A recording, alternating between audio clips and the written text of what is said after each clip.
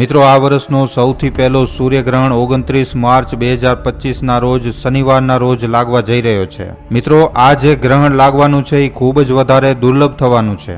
વર્ષ 2025 કુલ 4 ગ્રહણ લાગવાના છે, જેમાંથી પહેલા જે 2 ગ્રહણ છે એ માર્ચ મહિના દરમિયાન જ લાગી રહ્યા છે। ચંદ્રગ્રહણ લાગી ચૂક્યો છે। સૌથી પહેલા 14 માર્ચ 2025 રોજ વર્ષનો સૌથી પહેલો ચંદ્રગ્રહણ લાગ્યો હતો અને મિત્રો હવે આના ઠીક 15 દિવસ પછી 29 માર્ચ 2025 રોજ સૂર્યગ્રહણ લાગવા જઈ રહ્યો છે। આવી પરિસ્થિતિમાં મિત્રો આ જે સૂર્યગ્રહણ છે એ ખૂબ જ વધારે ખાસ થઈ જાય છે।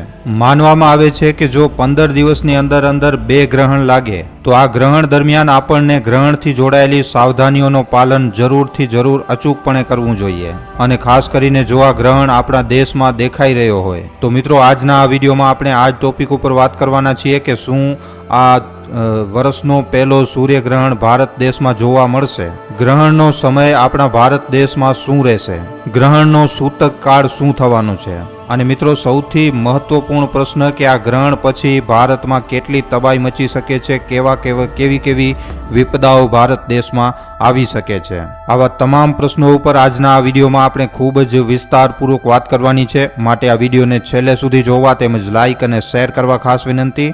સૌપ્રથમ તો મિત્રો તમને સૂર્યગ્રહણની પૂરી વિસ્તારપૂર્વક માહિતી આપી દઉં, એના પછી આપણે વાત કરીશું કે આ સૂર્યગ્રહણના પ્રભાવ ભારત ઉપર કેવી રીતે પડશે। તો જેમ કે તમને જણાવ્યું કે 29 માર્ચ 2025 દિવસે આ વર્ષનો પહેલો સૂર્યગ્રહણ લાગવા જઈ રહ્યો છે। આ દિવસે મિત્રો શનિવાર હશે અને એવું માનવામાં આવે છે કે જો શનિવારના દિવસે સૂર્યગ્રહણ લાગે તો આ જે ઘટના હોય છે એ ખૂબ જ વધારે ખાસ ઘટના હોય છે। મિત્રો વર્ષનો પહેલો સૂર્યગ્રહણ ચૈત્ર માસની કૃષ્ણ પક્ષ અમાવસ્યા તિથિ ઉપર પડી રહ્યો છે અને તમે બધા જાણતા હશો કે આ દિવસે મિત્રો હિન્દુ પંચાંગના અનુસાર વર્ષનો છેલ્લો દિવસ હોય છે। 30 માર્ચના દિવસે હિન્દુ નવ વર્ષ પ્રારંભ થવાનું છે અને આ જ દિવસથી ચૈત્ર નવરાત્રીનો પણ પ્રારંભ થશે અને આવી પરિસ્થિતિમાં મિત્રો આ જે ગ્રહણ છે એ ખૂબ જ વધારે ખાસ થઈ જાય છે। તો ચાલો મિત્રો જાણીએ આ ગ્રહણનો સમય શું રહેશે અને આ ગ્રહણનો સૂતક કાળ ક્યારથી શરૂ થઈ જશે।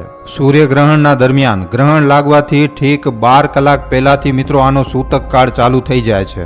એવામાં જો તમને ગ્રહણનો બરોબર સમય ખબર છે તો તમે એમાંથી 12 કલાક ઘટાવીને સૂતક કાળનો સમય કાઢી શકો છો। મિત્રો સૂતક કાળના સમયને ખૂબ જ વધારે અશુભ માનવામાં આવે છે। આ દરમિયાન બધા જ પ્રકારના શુભ કાર્યોને વર્જિત માનવામાં આવે છે અને આ દરમિયાન આખા દેશભરના તમામ મંદિરોના દરવાજા પણ બંધ કરી દેવામાં આવે છે। એવામાં ચાલો જાણીએ આ સૂર્યગ્રહણનો સાચો સમય શું છે। વર્ષનો પહેલો સૂર્યગ્રહણ મિત્રો 29 માર્ચના દિવસે બપોરે 2:31 ઉપર ચાલુ થશે અને આ ગ્રહણ સાંજે 6:16 સુધી ચાલશે। મતલબ કે આ જે ગ્રહણ છે એ લગભગ 3 કલાક અને 53 મિનિટ સુધી ચાલવાનો છે। એવામાં આ ગ્રહણનો સૂતક કાળ 29 માર્ચની રાત્રે 2:31 થી જ ચાલુ થઈ જશે। પણ મિત્રો તમને જણાવી દઈએ કે સૂતક કાળ ખાલી એ જ દેશોમાં માન્ય છે જ્યાં સૂર્યગ્રહણ જોવા મળશે। એવામાં ચાલો જાણીએ કે શું આ ગ્રહણ ભારતમાં લાગી રહ્યો છે, કારણ કે આ ગ્રહણ દિવસ દરમિયાન લાગવાનું છે તો આવામાં આ ગ્રહણ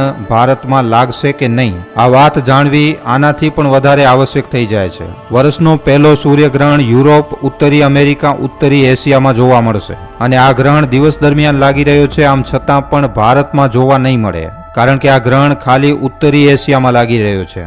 આખા એશિયા ખંડમાં આ ગ્રહણ જોવા નહીં મળે અને એવામાં આ જે ગ્રહણ છે એ ભારતમાં પણ જોવા નહીં મળે અને મિત્રો આ ગ્રહણનો સૂતક કાળ અને ગ્રહણથી જોડાયેલા નિયમો પણ આપણા ભારત દેશમાં લાગુ નહીં થાય। આ ગ્રહણ દરમિયાન ગ્રહણથી જોડાયેલી સાવધાનીઓનું પાલન કરવું ભારત દેશમાં આવશ્યક નથી, પણ આ પૂરી રીતે તમારા ઉપર નિર્ભર કરે છે કે તમે ગ્રહણથી જોડાયેલા નિયમોનું પાલન કરવા માંગો છો કે નથી માંગતા, કારણ કે ગ્રહણથી જોડાયેલા નિયમોને લઈને જ્યોતિષ શાસ્ત્રોની વચ્ચે ખૂબ જ મોટા મતભેદ છે। અમુક જ્યોતિષ શાસ્ત્રીઓનું એમ કહેવું છે કે કારણ કે ભગવાન સૂર્ય ખાલી એક જ છે તો આપણને ગ્રહણથી જોડાયેલા નિયમોને માનવું જોઈએ અને અમુક જ્યોતિષ શાસ્ત્રીઓનું એમ કહેવું છે કે ગ્રહણ જે દેશોમાં જોવા મળે છે તેમને જ નિયમોના પાલન કરવું આવશ્યક હોય છે। તો હવે આ પૂરી રીતે તમારા ઉપર નિર્ભર કરે છે કે 29 માર્ચ 2025 રોજ જે ગ્રહણ લાગવા જઈ રહ્યો છે, જે સૂર્યગ્રહણ લાગશે એના નિયમોનું તમને પાલન કરવું છે કે નથી કરવું। પણ મિત્રો હવે આપણે આપણા વિડીયોના મેઇન પ્રશ્નો ઉપર આવી જઈએ કે આ ગ્રહણના લીધે કેટલી વધારે તબાહી મચી શકે છે। મતલબ કે 29 માર્ચ 2025 આ દિવસ કેટલો વધારે ખતરનાક હોઈ શકે છે. આને લઈને મોટા મોટા ભવિષ્યવક્તાઓ દ્વારા શું ભવિષ્યવાણીઓ કરવામાં આવી છે તેના ઉપર હવે આપણે આ વિડીયોમાં વાત કરીએ, માટે આ વિડીયો સાથે હજી બન્યા રહેજો. મિત્રો, ઓડિશાના મહાન સંત શ્રી અચ્યુતાનંદ દાસ મહારાજજીએ પોતાની ભવિષ્ય મલિકા પુસ્તકમાં લખ્યું હતું કે જ્યારે શનિનો યોગ મીન રાશિમાં હશે ત્યારે ભારતની સાથે સાથે આખી દુનિયા ઉપર સંકટના વાદળો ઘેરાશે અને ત્રીજા વિશ્વયુદ્ધની શરૂઆત થશે. આખી દુનિયામાં તબાહીનો મંજર છવાઈ જશે અને ભવિષ્યવક્તાઓના અનુસાર એ દિવસ હશે 29 માર્ચ 2025, કારણ કે આ દિવસે 5:50 ઉપર શનિ મીન રાશિમાં પ્રવેશ કરશે. તો શું ખરેખર 29 માર્ચ 2025 દુનિયાનો છેલ્લો દિવસ થવાનો છે? શું આ મહાવિનાશની પાછળ મનુષ્યોનો જ હાથ હશે? શું ખરેખર પ્રદૂષણ અને ક્લાઇમેટ ચેન્જ દુનિયાના અંતનું કારણ બનશે, કે પછી આ ખાલી વર્ષ 2012ની જેમ ખાલી એક મનગણત કહાની છે? પણ મિત્રો, તમને જાણીને હેરાની થશે કે આ સંકટ એના સામે કાંઈ નથી જે પૃથ્વીથી દૂર સૂર્ય ઉપર પનપી રહ્યો છે, જેને સૂર્ય તુફાન મતલબ કે સોલર સ્ટ્રોમ કહેવામાં આવે છે. આ સોલર સ્ટ્રોમમાં હર 11,000 વર્ષો પછી સૂરજ પોતાને ઊંધો કરે છે, મતલબ કે સૂરજનો નોર્થ પોલ સાઉથ બની જાય છે અને સાઉથ પોલ નોર્થ. જણાવી દઈએ કે આ પ્રોસેસની શરૂઆત સોલર મિનિમમથી થાય છે અને આ દરમિયાન સોલર મેગ્નેટિકલ સ્ટ્રોમની તાદાદ ખૂબ જ વધારે થઈ જાય છે.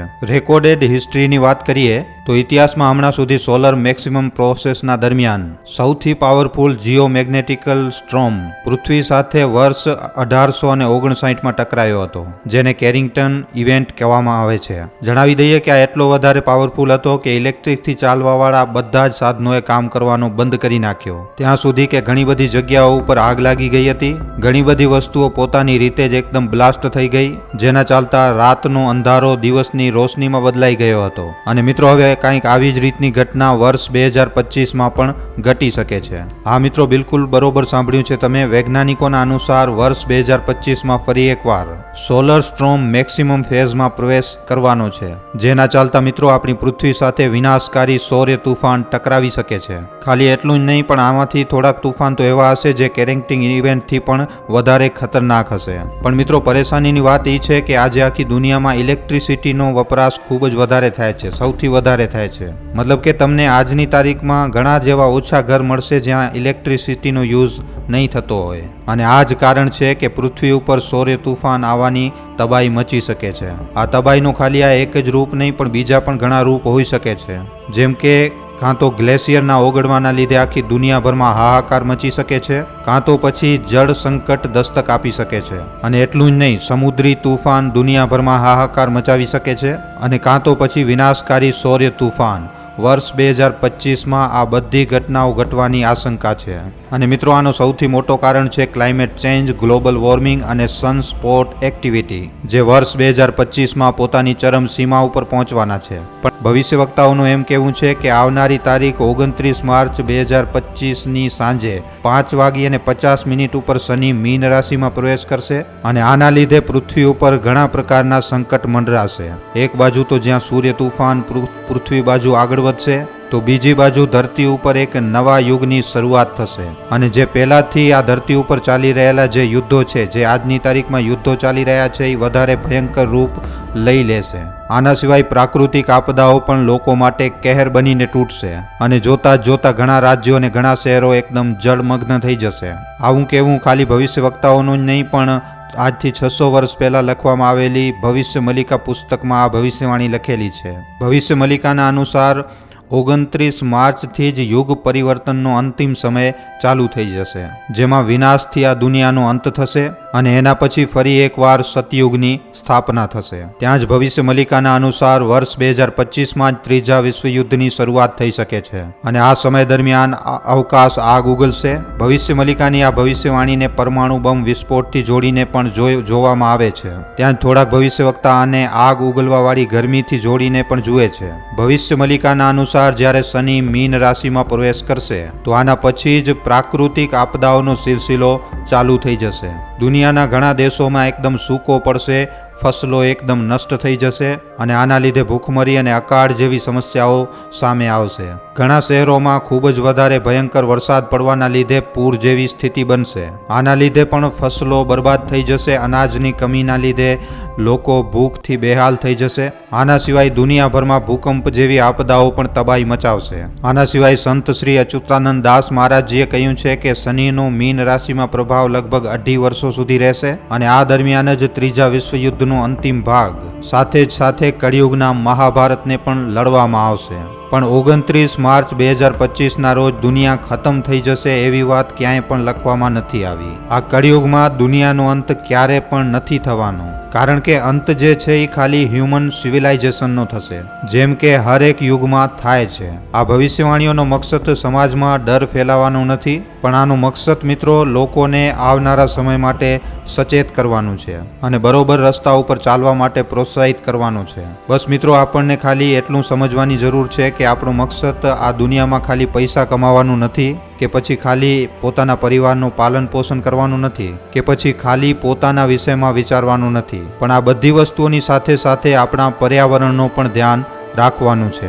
એવી વસ્તુઓનો વપરાશ ઓછામાં ઓછો કરવાનો છે જે એર પોલ્યુશનને ફેલાવવામાં મદદ આપે છે. તો મિત્રો, આજના આ વિડીયો ઉપર તમારા શું અભિપ્રાય છે નીચે કોમેન્ટ સેક્શનમાં લખીને જણાવવા ખાસ વિનંતી.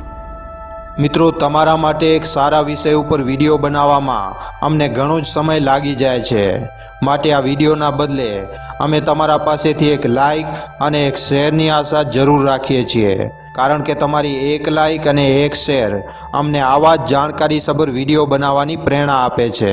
માટે જો આ વિડીયો તમને પસંદ આવ્યો હોય તો આ વિડીયોને લાઇક કરીને તમારા મિત્રો અને પરિજનો સાથે શેર કરવા ખાસ વિનંતી.